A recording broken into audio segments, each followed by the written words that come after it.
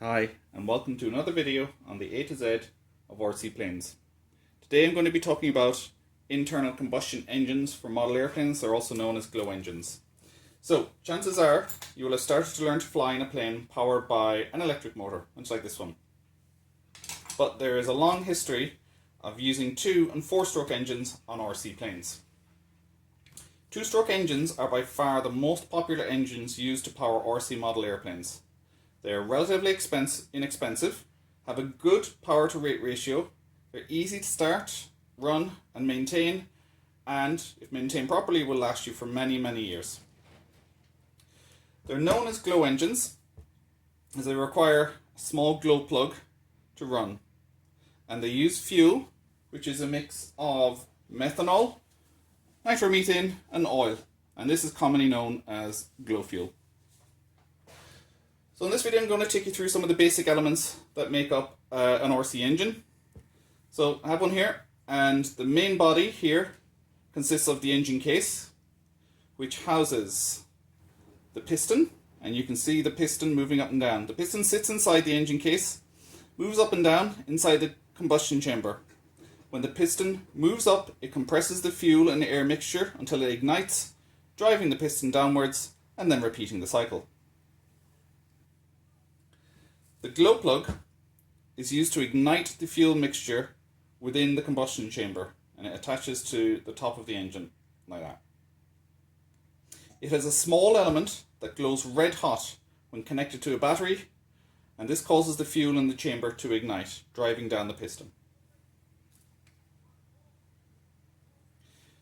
There's a connecting rod, and the connecting rod attaches the piston to the crankshaft, and it turns this up and down motion into a rotational motion. And finally there's the crankshaft, and the crankshaft runs the length of the engine, and the propeller is attached to the threaded front end. It is the rotating crankshaft that turns the propeller, generating thrust.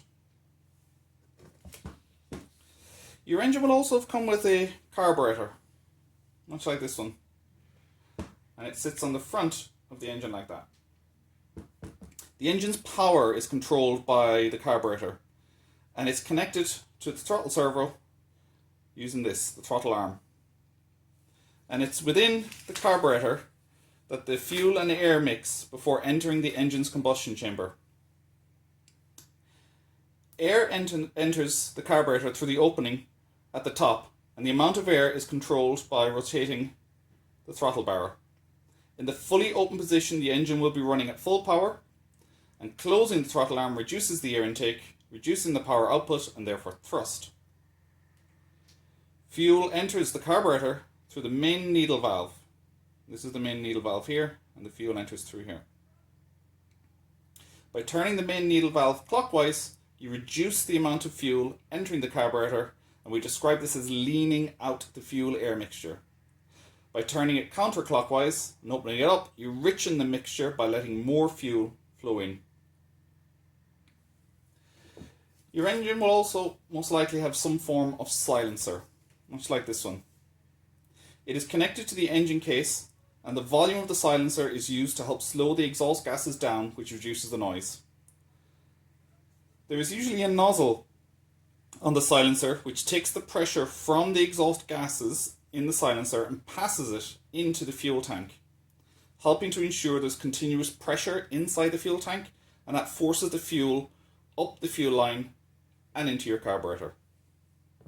So those are all your basic components of a glow engine. Okay, how do I go about starting this engine?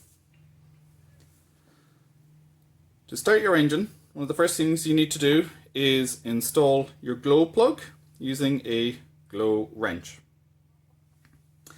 Fill your fuel tank with glow fuel and check that the pipework doesn't have any kinks on it and that it's not loose anywhere.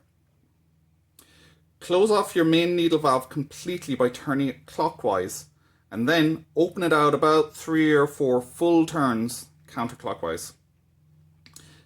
Next, open the throttle fully so you can be able to see all the way down into the carburetor. Then placing a finger over the carburetor opening, flip the prop over several times, and you will begin to see fuel move from the fuel tank along the fuel line and into the carburetor. You can just see it in the background there. Okay. Next, close your throttle until it's only about a quarter open. Attach a glow clip to the top, and then turning up the voltage on it, if you have a voltmeter, until it will be glowing red inside. Then place your electric starter onto the spinner on the front, and then press the starter trigger. The prop will spin and your engine should start. This may take a few goes, but don't over adjust your settings. Prime the engine again. Perhaps click the needle valve open or closed a couple of clicks and just try the starter again. So that's it. I hope you decide to explore the world of glow engines for your RC plane, and I wish you good luck and safe flights. Thanks for watching.